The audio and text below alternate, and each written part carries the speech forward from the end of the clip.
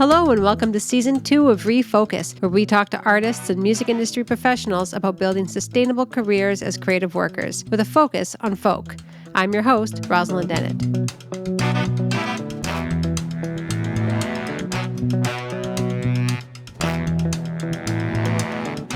Hello and welcome to ReFocus. Today our guest is Kerry Clarke.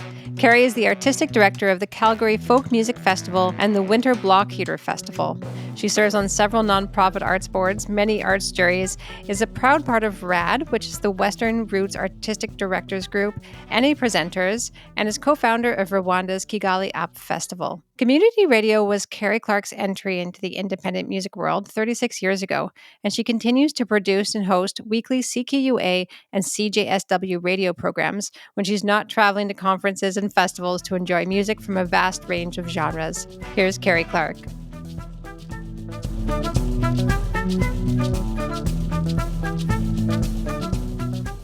Hi, Kerry. How are you doing? I'm good, Rosalind. It's pretty nice in Calgary right now. It's like 7-8 degrees today, no snow. Oh, I'm happy to hear that. I'm so excited that we get to talk today. It's not even a long time no see because I've seen you at not just the FMO conference, but several conferences since then. But it's always really nice to catch up with you. We recently got back our surveys from the FMO conference. And, something that kept coming up in those comments were about how much folks appreciated a panel that you did at the conference that was about booking. There's some other wonderful artistic directors there, and folks just really appreciated the kind of candid conversation around how artistic directors put together their festival lineup. So this is a series to kind of dive into some of that process and your process and find out a bit more about Calgary Folk Festival. So why don't we start off with just if you can tell us a little bit about the festival. Maybe you can kind of describe the setting a bit and the size and such.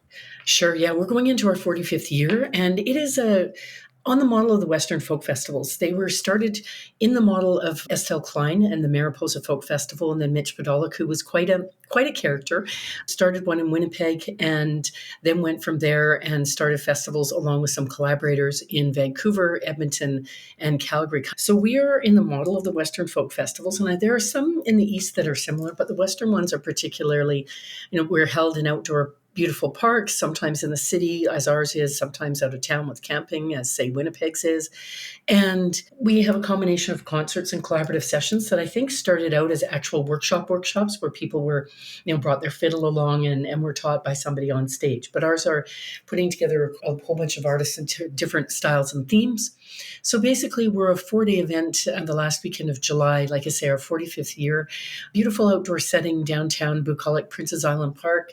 And we have 6 stages during the day and 2 in the evening. And then we also have a talk tent that has some comedy and some spoken word and sort of other roadside attractions and a family area and a stage there. So really, there's about 120 unique performances over the weekend. It's grown in small, steady steps. It started out as a 2-day event, and like I say, it's now 4 days. So each evening, Thursday, Friday, Saturday, we have 2 stages. And then during the day on Friday afternoon and Saturday and Sunday, we have a combination of concerts and collaborative sessions, which again is the Western festival model. I realize there are some festivals in Ontario that do the same thing. So it's really magical. It's not new or fresh that we're doing it, but other festivals in Canada or in Calgary for sure aren't doing this. And it gives artists an opportunity to be taken out of their comfort zones, to meet other artists, because often people's bios will say that they shared the stage with somebody, but really they didn't. Like, they might have been on a little stage over here and Sarah McLachlan played in the evening and they never met.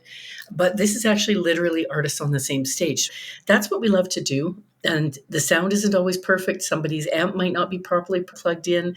Their guitar may be slightly out of tune in those things, but the audience loves it. And they love to see when people collaborate. And that's what we're looking for. So we're really looking for artists that are up for that and are good at that. And a lot of Canadian artists that are going to be the host of those sessions. So that's the format of the festival. It's really magical. It's wonderful, especially when the weather's good. And, I feel really lucky because it's the kind of atmosphere where people might come to see a larger marquee artist, but it's a festival of discovery. They leave loving somebody else because they pass them on a stage. It's not like when you're in a venue that's, one room and another room and people don't necessarily see it. So it's a really, really ideal kind of performance situation that, again, is very similar to Vancouver and Winnipeg and Edmonton. I feel really privileged to be involved with a festival like that because it's a great experience for artists and audience. It's very egalitarian. We don't have VIP seating. We don't have special tickets that you can buy. It's very much come, park yourself in front of the stage, move around, see the artists that you want to see. And like I say, it's a huge festival of discovery. So we're able to hire a lot of artists that aren't household names, and it's from around the world. It's such a great privilege to be in a role where you can hire artists that aren't very well known, that aren't household names, and that play really interesting music from all over the world, because it is a really open-eared audience, and it's a format where people might come to see somebody, a marquee artist, and they might leave loving somebody from somewhere totally different in the world or somewhere in Canada. So it's a really, really amazing format and fairly unique format, even though we've been going 45 years. Like I say, not necessarily unique in Canada, but unique certainly in our zone in Calgary. Switching to like more of the booking process then, how do you discover these artists? How do you find not necessarily the marquee artists, but the less well-known folks that you're putting on your stages? Well, as somebody once said, one of our volunteers once said, either we hunt them down or they hunt us down. And so it's really a combination. I say it's a very organic process because, like everything else in all of our worlds, how we discover things, combination of listening to radio, being on different streaming networks, going to conferences, seeing artists, going to other festivals, being pitched artists, listening to them when you can. It's all of those things. I keep lists and lists and lists. So I have a list of Canadian, local, international artists. I have my own system of bolding and coloring that indicate whether somebody's kind of moving up the line to something. It's a lot of it's a reminder, because when you're putting together a lineup, we have limited budgets. So we're hiring about 70 artists each year. And it's a bit of it's a puzzle. It's an organic kind of puzzle. So, you start with a budget of a certain amount. And for us, I've kind of learned over the years that we're spending about half of our budget on marquee artists. And I would call those artists that sell sort of 1,000 plus tickets, hard tickets in this market. And so the rest is for everyone else of the budget. And you have to kind of put it together. There's some people that are going to be on the lower end of the pay scale and some people on the higher end. You want a mix of genres and genders and approaches and styles. And so sometimes, you'll be going along, you start with the artists that really excite you, that there's somebody that there was a real spark. You love something about their songwriting. There's a great turn of phrase, their composition. There's something just magical when you listen to them that almost you don't feel like an artistic director being critical and saying, I could hire this person or not. You just feel like a real listener that loves music, which is what I am and what most artistic directors are. So you start with those, you make some offers, and then some of those come through. And when they don't, sometimes you're looking for someone similar. You take a pause at certain points, because sometimes I feel like I'm at the bottom of the big snowdrift, and every time I poke my head up, someone's shoveled another pile of snow on me, and that's their job, is to say, hey, this artist is great, they should play. But you kind of take a pause and you look at it and think, holy crap, I'm happy with it, but there's not enough blues or bluegrass, or we have a lot of music from around the world, but it's more located in a certain area in a certain style. So then somebody pops up and you think, wow, they really help make this a different kind of thing. You keep the collaborative sessions in mind, because you're looking for people who are great collaborators. And sometimes you hire someone and think, wow, I know they're friends with this person, or I think that they would do a really good job with this other person. And I sometimes do that with the local artists, as we sometimes book them after we've booked other people, and we think, who could they fit well with? As I was saying in the panel, and not to seem crass about it, but in a way, artists are our puzzle pieces. We're trying to put together an amazing puzzle, and there are puzzle pieces. So I understand how artists look at it and think, I'm really good, and I reached out to them and I should be hired. And they probably should be, some of them. But it's also like job applications, where it's like you might have 100 people apply, and of those 100, 10 could probably do a brilliant job of it, and 5 could do an even more brilliant job, and you have to choose one. So they're the puzzle pieces of the amazing puzzle that make it up. And so we're looking at them thinking, okay, this person's going to fit in this puzzle this year. Maybe they don't fit this year. Maybe they fit another year. So it's that kind of process. And then you're reviewing the budget.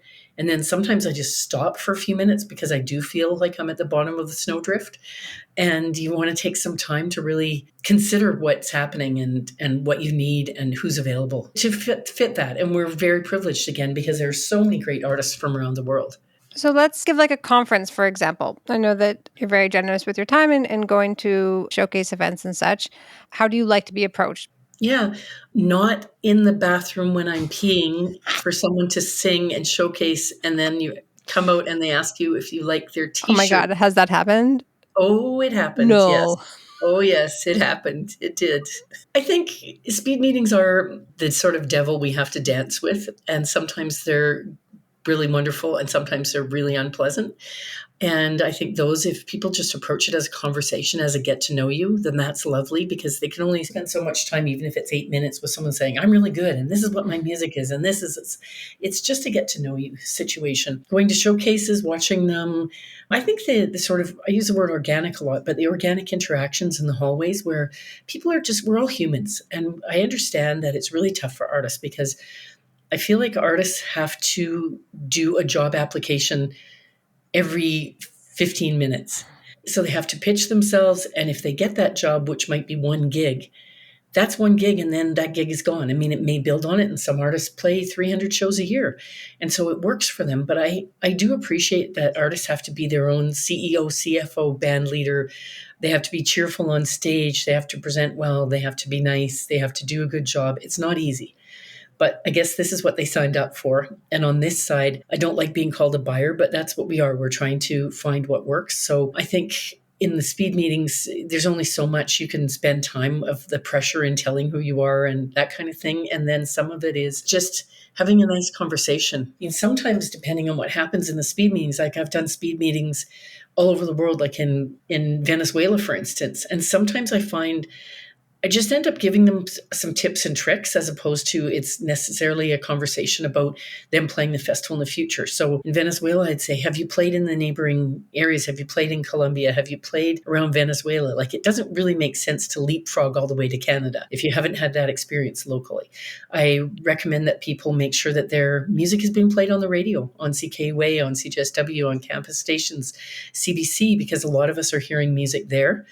And so it's good to have a nice conversation. And then if you follow up, those sort of organic connections are nice, but not the ones where people come up to you and shove the CD in your face and are desperate. And I understand why people are like that, but it doesn't really help them because often what you'll find is someone avoids you like the plague. They just don't want to run into you because it's exhausting. I understand it's exhausting for artists, but it's exhausting for people that are doing the programming to be approached all the time by people and be pitched at all the time. We're all at the conference. We all know that why we're there. So people don't have to say to you, I want to play at your festival because you know that. So it's best to just be as casual as possible. And so, Rosalind, to answer your question, at conferences, you do all the things. You do the speed meetings, you interact with artists, you're sometimes introduced to artists by other artists, you sometimes become friends with artists. And if you hang out with people and you get to know them, I think in business, that's always the best thing in terms of a future relationship. What do you like to see in a showcase? Do you have some tips for people when they're performing a showcase of what you like to see? So in a showcase, firstly, the best thing is if the person who's organized it has done a really good job of making sure the sound is good and the showcases are on time and hopefully the vibe of the room is good because that really helps the artists and the presenters.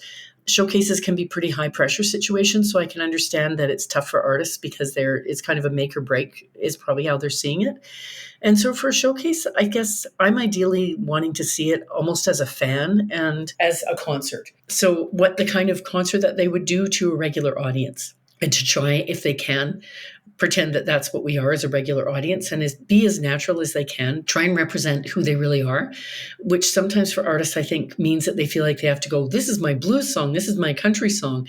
I don't think they have to do that. And I didn't see that at FMO because I saw people who were fairly evolved in their careers. And so they were being who they were. So just putting their best foot forward, performing as well as they possibly can, and trying to treat the audience there as if they're natural fans and natural audience as opposed to presenters.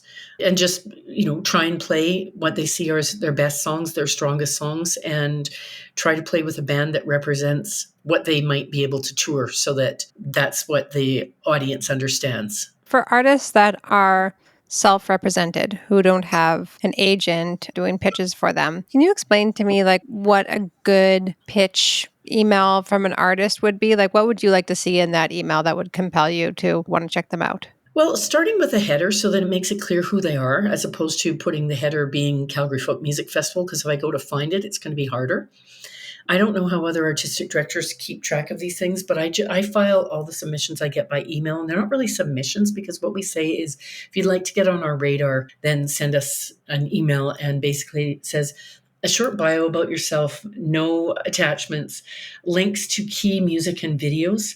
So I think it's just if the bio is well written, if it gives you a sense of who this person is, if they avoid the I'm the love child of Joni Mitchell and Neil Young and Miles Davis, because you're not. And if they just are able to say who they are and kind of what we can expect, what the flavor of their music is. Like for me, I'm not looking for who they've opened for necessarily or shared the stage with, because as I mentioned earlier, often they actually haven't shared a stage with somebody.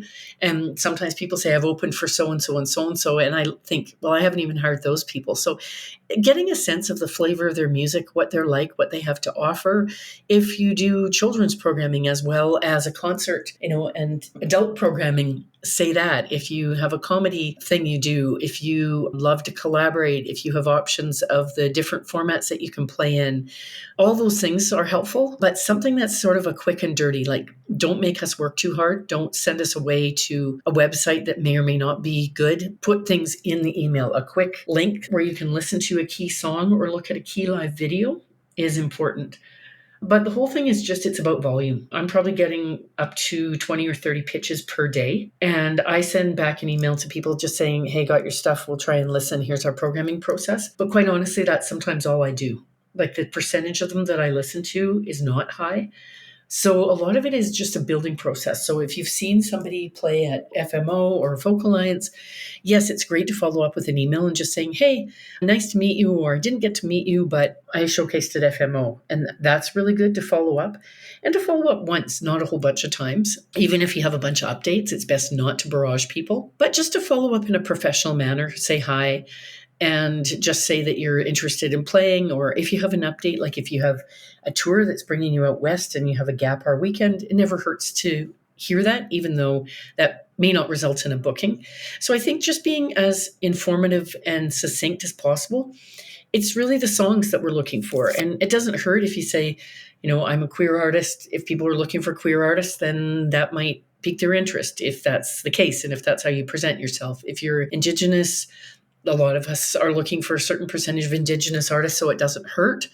Just something about you that makes you unique and makes you stand out. But like I say, ultimately for me, it's about the songs. It's about whether you take a quick listen, and often it's a minute-long listen, whether the lyrics or the vocal delivery or the composition somehow catches your attention. And just because it doesn't catch my attention doesn't mean it's not good. It just means that it might not be my particular taste.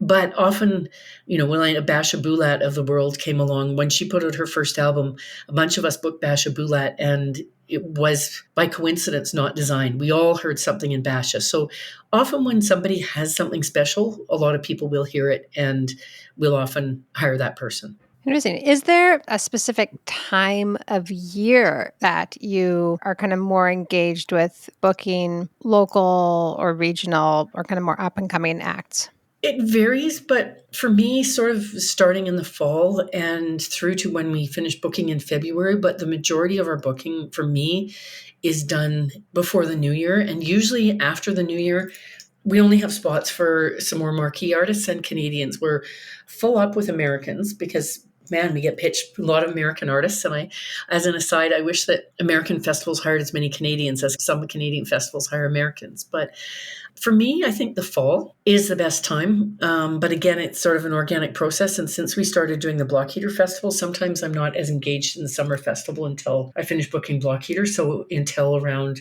early November. That's just for me. I mean, I find some artistic directors are booking earlier and earlier, and it just depends on the artistic director. But probably the fall is a good time, and that's when a lot of the conferences are. And back to earlier questions, certainly seeing an artist live makes a lot of difference. So if an artist is performing somewhere like FMO, they've got a real leg up because they've had a chance to meet somebody and have a conversation with them sometimes and to be seen live. I mean, sometimes it can work against you because if the live performance doesn't appeal, then maybe they're off your list for now. But really being seen live and being at a conference and showing people that you're serious about your career and that you're out there is a huge step forward. And so following up by email is helpful. And I know for us, we do book independent artists without representation. It's helpful to have representation, but even if you do, sometimes you're with an agency that has 100 artists and you might think, well, they haven't pitched me to that festival and that's why I haven't been booked. But it's hard for them because they can only do so much to pitch everyone on the roster. It's just not an exact science. Yeah,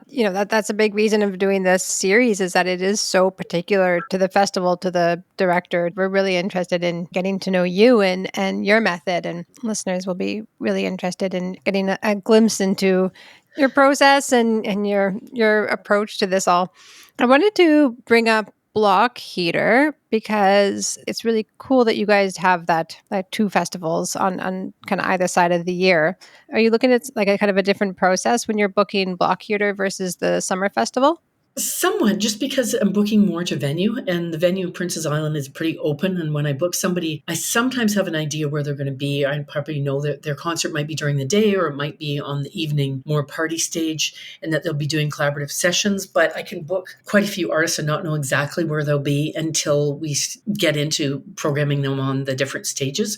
Whereas Block Heater is very much booked to venue because right now it's in indoor venues and it changes every year. So if a venue is 200 people and sit down, I'll be looking for different artists than if it's 1,200 people in a standing room or 1,700 in a concert hall. So it's different in that way, but it's similar in the sense that we're still looking for a real variety. We're looking for pretty much a gender balance. We're looking for lots of world music, lots of different sounds, a combination of, roots, indie, folk, funk, blues, bluegrass, all kinds of world music styles. So it's got the similar kind of variety.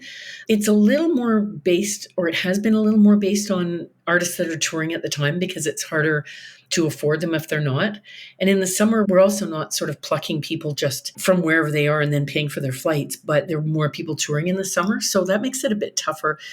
But it's a similar process and maybe a little more truncated. I tend to have to do it a lot more quickly.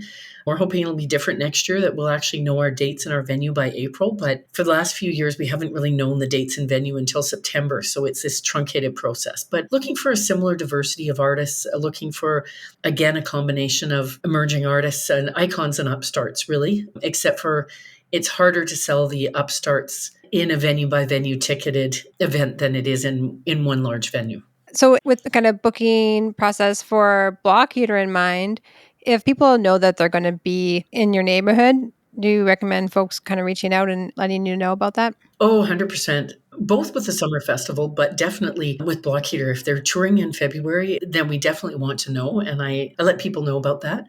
We sometimes will book people in Block Heater and then also book them the same artist that summer, because Block Heater almost is a little bit of a testing ground for us. And if they do well at Block Heater, then sometimes we'll have them come back for the summer festival. The thing that I think is really neat about that and having that, the potential opportunity to do either or maybe both is that artists are able to potentially kind of grow that market. It's not just like you play Calgary once and then you're done.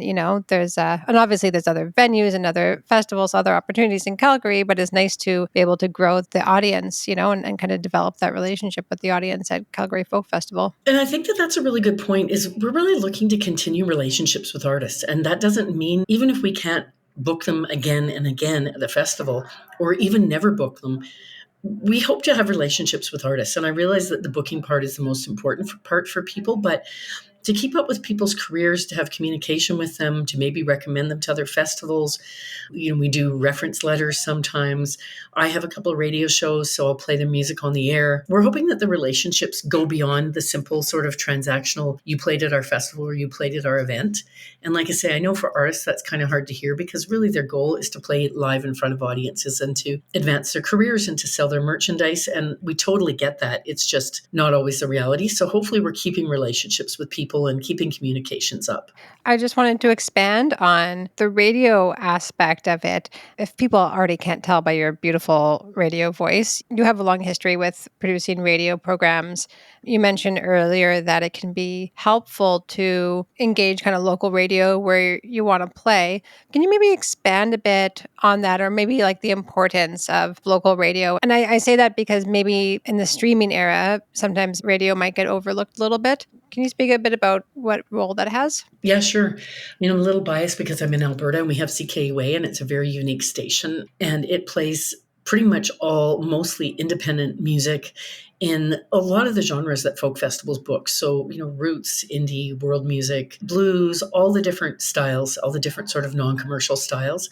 And they have a chart. And if you get to the top of the chart, as some artists have from across Canada, I think that it doesn't hurt. You're getting a fair amount of play, and you're sometimes getting more coverage on somewhere like CKUA. The listenership is amazing of CKUA. They're people that are really engaged with music. They're people that are likely to go out and support live music. And so I think it's really important that you get heard by people. And then, a lot of the announcers, some of them have other roles in the community. And so, like, for instance, doing my weekly show at CKUA, I have actually discovered artists that I have booked at the festival. And then sometimes I'm pitched artists and I play the music on the radio, and I may or may not be able to fit them in programming wise. So I think it's really important to develop an audience. And festivals are one way to develop that audience, but touring is getting played on the radio, any kind of coverage that you get. I'm also biased because CJSW in Calgary, where I also do a show, is one of the strongest campus radio stations in the country. And they have an amazing record library. They also have charts, and people get played.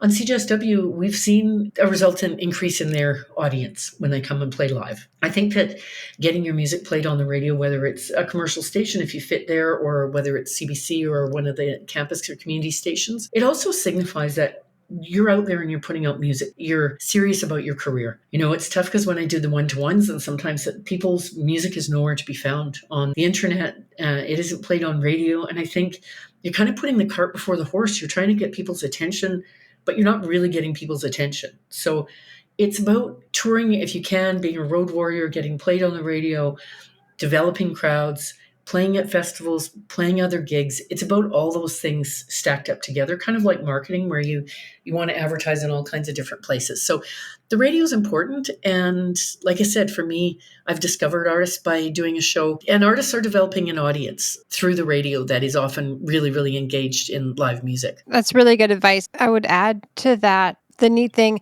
you're very privileged by your location and what access you have to incredible radio there. But the neat thing is that now with the digital era, I listen to CKUA all the time, right? I can just say to my little home robot, play CKUA, and it just comes up and I can listen as though I'm sitting in your living room in Calgary. So my little piece of advice for folks would be that if you're interested in getting that kind of coverage out in Alberta, listen to the Alberta radio stations and see what they're playing and see what shows vibe with the kind of music that you're making. Because ultimately, if doing that little bit of research, you're going to get to a pitch a little bit stronger. Yeah. The other advice I have for artists is to make friends. You're probably already friends with a lot of other artists. Artists can be your best advocates. Sometimes, you're playing in a band, you're a Ben Whiteley, and I don't know that he'd ever go solo. He probably doesn't need to, but you're a Ben Whiteley. You play with everyone. You're a great tour manager. You're a great player. Ben Whiteley's played our festival more than anybody else because he's such a great sideman. Be in other people's bands, collaborate, make friends with artists. If you're from Alberta and you sell a decent number of tickets in Alberta and you make friends with someone from Ontario, they can come and open for you here and gain an audience, and you can do a trade and you can go to Ontario and open for them. Collaborate. Like I say, I think fellow artists are kind of one of your best networks, and it's also probably one of the most fun because people who really, really love to play and really, really love to do what they do are probably playing with other artists. And I think that's the biggest piece of advice is if you're doing this because you think you're going to be famous, you maybe should stop because you're probably going to be very frustrated. If you're doing this because you can't help yourself, you love it, you're an artist, you can't help but play, you can't help but create music, then keep doing it and be nice and play well and learn and do all the right things. And probably something will happen for you, even though there's a lot of artists trying to do the same thing. But do it because you love it and because you're an artist and you're driven to. And I know it's frustrating. I've seen artists that are in that category that are really good that aren't touring as much. It's a slog, but like I say, do it for the love of it. And the cards could line up for you if it's right and if you're doing something really interesting and that appeals to people and that resonates. Well, I can't think of a better way to sign off than that. I think that's really hopeful and encouraging for folks. Kerry, thank you so much for being here. This has been really, really wonderful to talk to you, and I'm sure we will see you again soon.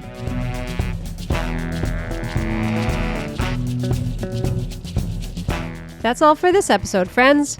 The Refocus podcast is brought to you by Folk Music Ontario. Find out more by heading to folkmusicontario.org/refocus. That's ReFolkus. The podcast is produced by Kayla Nizon and Rosalind Dennett and mixed by Jordan Moore at the Pod Cabin. The opening theme is by King Cardiac, and the artwork is by Jamie Card. Please give us a download, a like, subscribe, rate, and review to let us know you're listening. Until next time, I'm your host, Rosalind Dennett, and I give a folk.